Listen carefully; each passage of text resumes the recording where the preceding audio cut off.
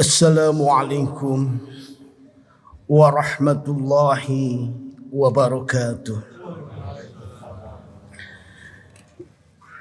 Innal hamdalillah nahmaduhu wa nasta'inu wa nastaghfiruh wa na'udzu billahi min sururi anfusina wa min sayyiati a'malina. Man yahdihillahu fala mudhillalah wa may yudlil fala hadiyalah. Asyhadu an la ilaha illallah wahdahu la syarikalah wa asyhadu anna Muhammadan abduhu wa rasuluh. Allahumma salli ala sayyidina Muhammadinil fatimah khuliqa wal khati lima sabaqa nasiril haqqi bil haqqi wal hadi ila siratikal mustaqim wa ala alihi haqqa qadrihi wa miqdarihil azim. Amma ba'du. Pertama-tama izinkanlah saya memanjatkan puji serta syukur kehadirat Allah Subhanahu wa taala yang telah memperkenankan kita bisa hadir di tempat yang mulia ini, bisa bersilaturahmi, bermuwajahah. Mudah-mudahan pertemuan kita ini mendapatkan ridho Allah Subhanahu wa taala, barakah, manfaat fid dini wad dunya wal akhirah. Salawat serta salam semoga tercurah limpahkan kepada junjungan alam Rasul Karim Nabi Muhammad sallallahu alaihi wasallam yang telah menyampaikan risalah, menunaikan amanah dan berjihad di jalan Allah dengan jihad yang sebenar-benarnya. Tak lupa salawat dan salam semoga tercurah limpahkan kepada keluarganya yang suci, kepada para sahabat yang terpercaya, tentunya kepada kita selaku umatnya yang taat dan tunduk terhadap risalah-risalahnya. Semoga mahabbah kecintaan kita kepada Kanjeng Nabi Muhammad sallallahu alaihi wasallam kita mendapatkan syafaatul uzma li yaumil akhir. Hadirin wal hadirat yang mudah-mudahan dirahmati Allah Subhanahu wa taala. Pada kesempatan subuh yang mulia ini saya akan sedikit mengkaji tentang doa. Hadirin yang berbahagia, Rasulullah sallallahu alaihi wasallam bersabda, "Ad-du'a'u mukhul ibadah." Doa itu inti ibadah. Hadirin rahimakumullah. Bahkan Allah Subhanahu wa taala berfirman, "Wa qala rabbukum ud'uni astajib lakum." Dan Tuhanmu berfirman, berdoalah kepadaku, niscaya aku akan perkenankan bagi. Doa secara bahasa adalah permohonan, permintaan. Adapun secara istilah, doa itu adalah permintaan atau permohonan seorang hamba kepada Allah Subhanahu wa taala atas segala hal yang baik dan menjauhkan dari segala yang buruk dan dibenci. Hadirin rahimakumullah. Doa itu adalah ibadah. Bahkan kata Rasulullah sallallahu alaihi wasallam, banyak yang melakukan sholat, akan tetapi sebanyak itu yang ditolak, yang tidak diterima. Maka khusyuk khudu itu sulit kita lakukan. Akan tetapi melalui doa, khusyuk khudu, tentunya seorang hamba akan ada di dalam hatinya. Hadirin rahimakumullah. Bahkan Ibnu Qayyim beliau mengatakan bahwasanya doa itu seorang hamba seperti pemanah. Yang pertama, pemanah itu harus ada sasarannya. Yang kedua, harus ada panah yang lurus dan busur yang benar. Dan yang ketiga adalah harus ada kekuatan pendorong agar senantiasa panah itu meluncur dengan keras menuju sasaran. Hadirin rahimakumullah. 3 syarat tersebut adalah merupakan syarat agar senantiasa doa-doa kita diijabah oleh Allah Subhanahu wa ta'ala. Yang pertama artinya harus ada sasaran. Sasarannya siapa? Sasarannya adalah doa ditujukan kepada Allah Azza wa Jalla. Kita memohon doa itu tujuannya kepada Allah Subhanahu wa ta'ala. Apabila selain Allah itu adalah kelemahan, itu adalah kehinaan. Hadirin rahimakumullah. Sedangkan yang kedua, ada panah dan busur yang benar, yaitu artinya doanya harus dari Rasulullah Sallallahu Alaihi Wasallam. Baik itu dalam Al-Quran maupun Sunnah. Doa-doa itulah yang disampaikan, yang lebih tajam dan lebih kuat dorongannya. Yang terakhir adalah tarikan kekuatan. Tarikan kekuatan tersebut adalah dorongan kepentingan, dorongan keinginan, dorongan curahan hati penghambaan kepada Allah Subhanahu wa ta'ala. Maka kata Ibnu Qayyim rahimahumullah, jika tercipta 3 hal tersebut, maka niscaya doa diijabah oleh Allah Subhanahu wa ta'ala. Hadirin rahimakumullah, bahwa seluruh doa sebagaimana Allah tadi berfirman, ud'uni astajib lakum, pasti akan diterima oleh Allah Subhanahu wa ta'ala. Akan tetapi harus melalui 3 proses atau 3 proses hal. Yang pertama adalah doa itu dijabah oleh Allah.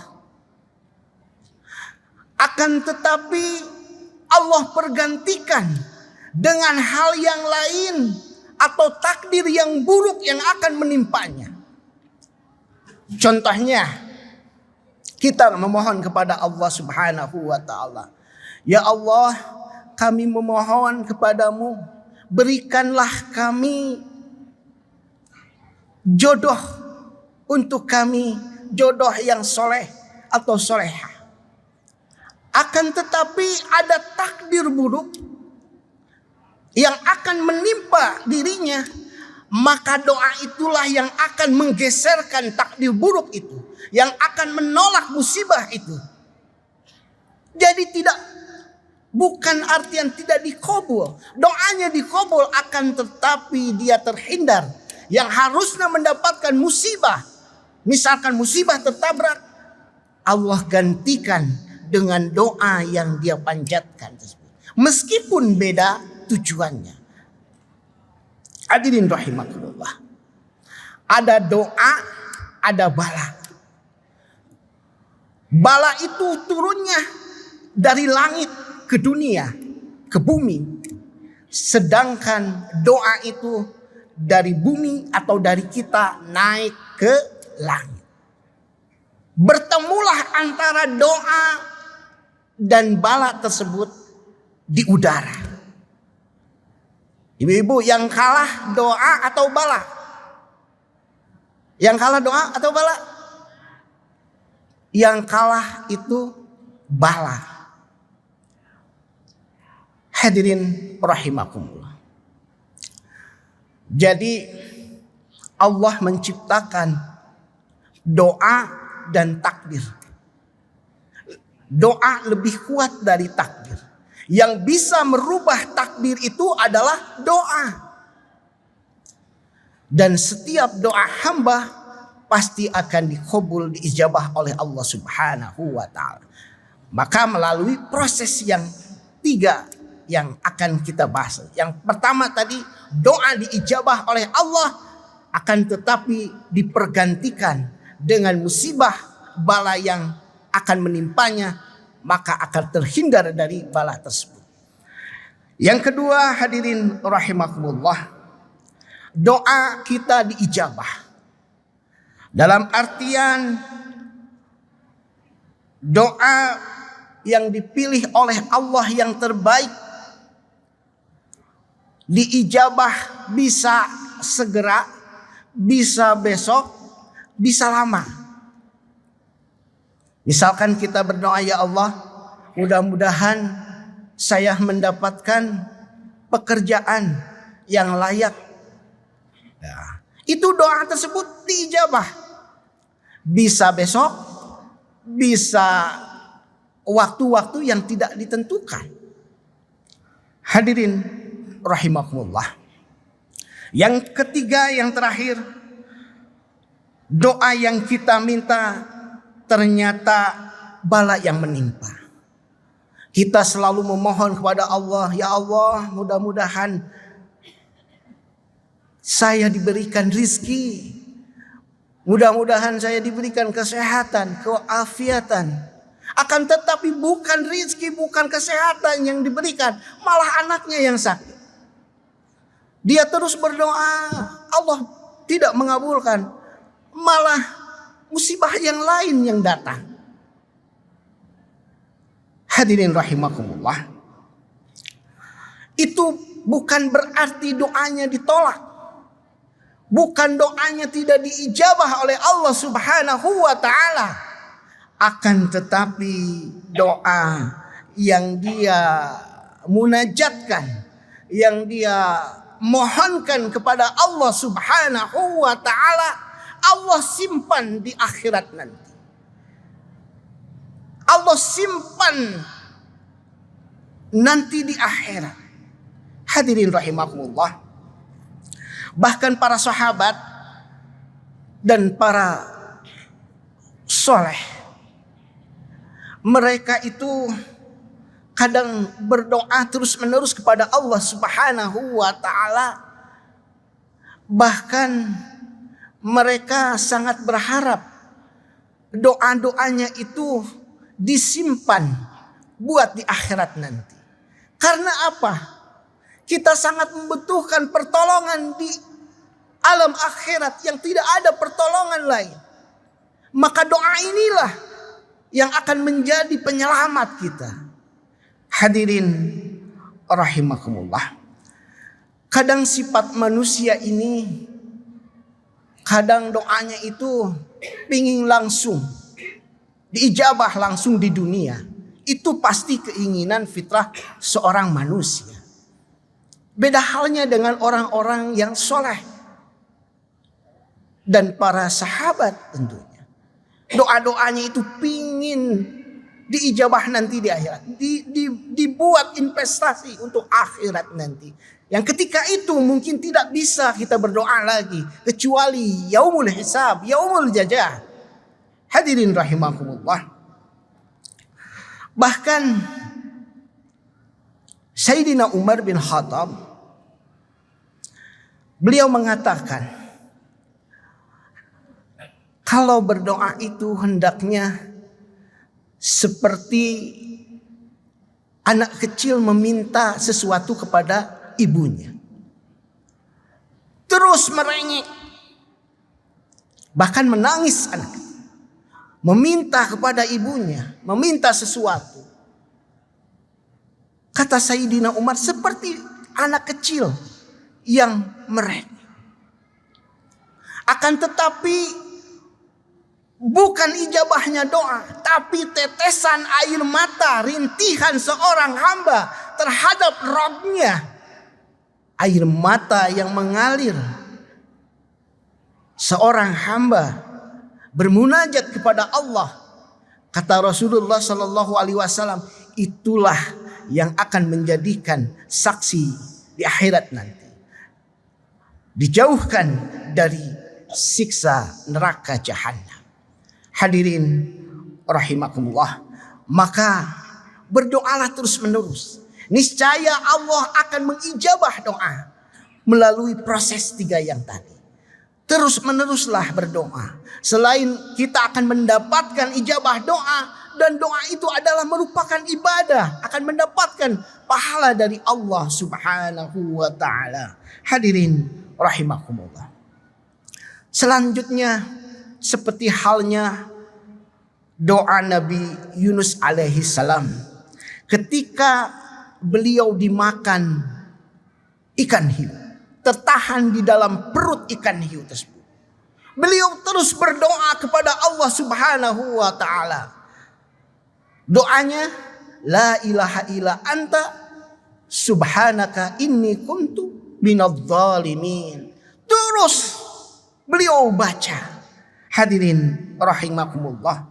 Kata Ibnu Qayyim, barang siapa yang membaca doa dengan 10 keyakinan, pasti akan diijabah oleh Allah Subhanahu wa taala. Itulah yang dilakukan oleh para anbiya, oleh Nabi Yunus alaihi salam.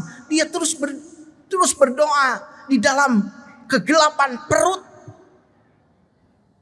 ikan hiu, dan Allah ijabah doanya. Dia terselamatkan dari bala bencana yang Allah turunkan, ujian yang Allah turunkan kepada Nabi Yunus alaihi salam. Hadirin rahimakumullah, maka doa ini adalah salah satu kekuatan seorang muslim. Senjatanya seorang muslim adalah doa. Bahkan doa inilah adalah obat penawar dikala hati gundah gulana, dikala hati sedih, dikala kita kena musibah. Doa inilah yang akan menjadi penawar, yang akan menjadikan tagrib, motivasi hidup bagi seorang hamba. Maka oleh sebab itu hadirin rahimakumullah, teruslah berdoa. Bahkan doa itu jangan sampai pas ketika kita sedang musibah saja, sedang kesulitan saja, sedang ada maksud, ada hajat saja. Akan tetapi tak kala kita senang, tak kala kita sedih, kena musibah, doa terus. Karena itu adalah doa bagian dari ibadah. Mudah-mudahan kultum subuh ini ada hikmah dan manfaatnya.